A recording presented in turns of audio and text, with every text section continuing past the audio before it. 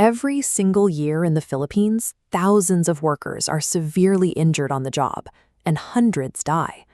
Many of these tragedies occur because someone, somewhere in the chain of command, decided that safety was a luxury they couldn't afford.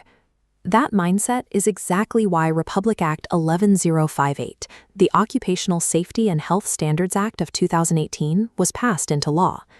This legislation removes workplace safety from the category of optional corporations. It establishes a non-negotiable mandate. Employers are responsible for providing a safe and healthy environment for every worker.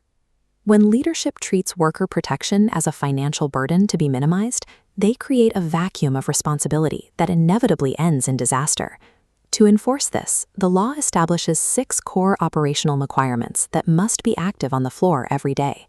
First, companies over 10 workers need a safety committee with authority to stop unsafe work. Second, you must employ a DOL-certified safety officer based on operational risk. Third, provide personal protective equipment to exposed workers at no cost. Fourth and fifth, every facility must have a documented emergency response plan with regular drills, alongside a strict protocol to report every work-related injury to DOL within the prescribed timeframe.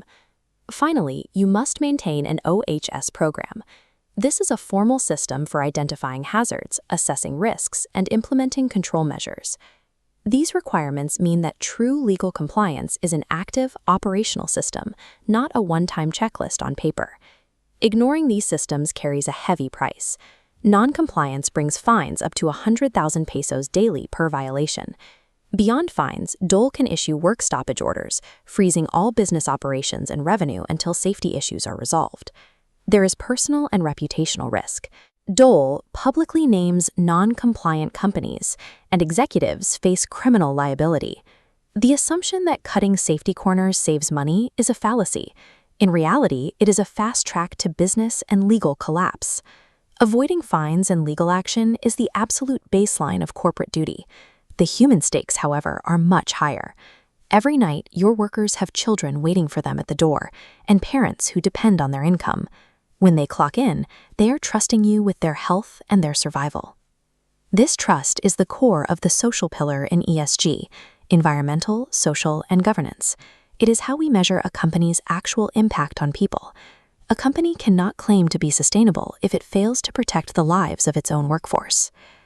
Ultimately, true sustainability is found in the companies that honor the human responsibility of workplace safety genuinely and consistently. How safe is your workplace? Follow Sustain PH Studio for daily sustainability tips made for Philippine businesses.